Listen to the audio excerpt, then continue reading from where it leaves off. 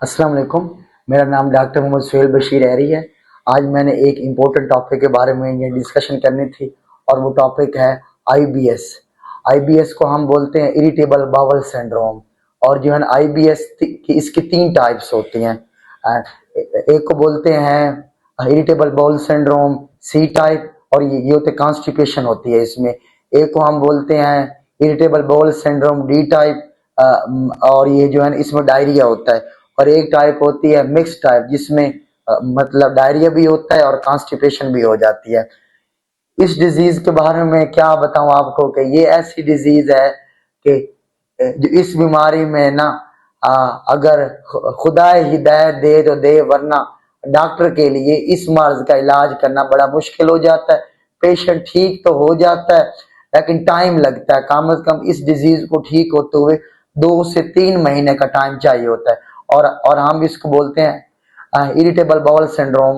और ये और इसके लिए एक और भी लफ्ज होता है जिसको हम बोलते हैं इरिटेबल बाउल सिंड्रोम ब्रेन गट एसोसिएटेड। मतलब कि हमारा जो ये आते हैं ना वो हमारे जो है दिमाग के साथ कनेक्टेड हो जाते हैं जी। और इसलिए ये जो टर्मिनोलॉजी तभी यूज की जाती है, ब्रेन गट एसोसिएटेड। और ये ऐसी डिजीज है कि जो है जिसमें वो आप मोस्टली सुनते हैं कि जब पेशेंट कह रहा था कि डॉक्टर साहब यहाँ गैस का गोला बनता है और जो गैस का गोला दिमाग की तरफ जाके असर करता है, और ये भी बाद फाइंडिंग पाई जाती है इस पेशेंट में। कभी पेशेंट कहता है कि डॉक्टर साहब कभी पेट में दर्द हो रहा है। लोग 100 फ्लैजें लगवा चुके हैं, लोग 50 फ्लैजें लगवा चुके हैं इसके लिए, ताकि हमारे पेट का दर्द ठीक हो जाए। इस डिजीज के लिए जो प्रॉपर तशखीस होना जरूरी होती है।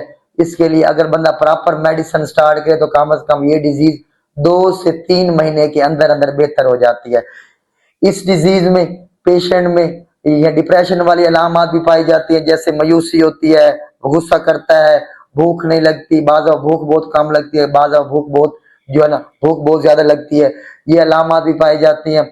और पेशेंट कभी कहता है कि मेरे को जो मिक्स टाइप होती है उसमें कॉन्स्टिपेशन भी हो जाती है, और मतलब सुबह कब्ज होती है और शाम को डायरिया हो जाता है ना, मोशन लग जाते हैं। और कभी कॉन्स्टिपेशन हो जाती है सिर्फ अकेले में, और कभी बाज़ डायरिया भी हो जाता है।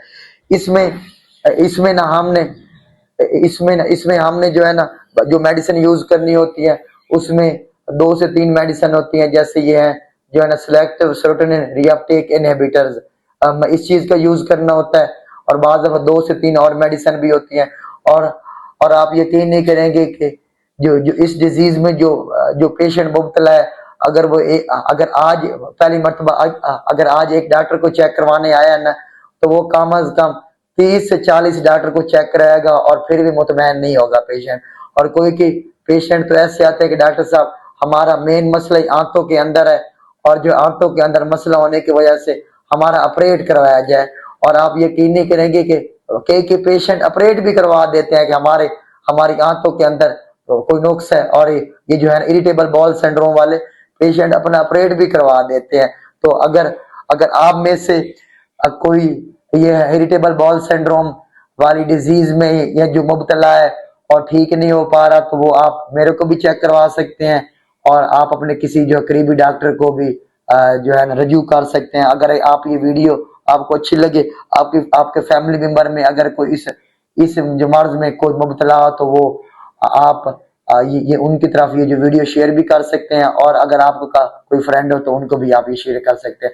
वीडियो अच्छी लगी तो लाइक्स कर दीजिएगा। बहुत बहुत शुक्रिया आपका।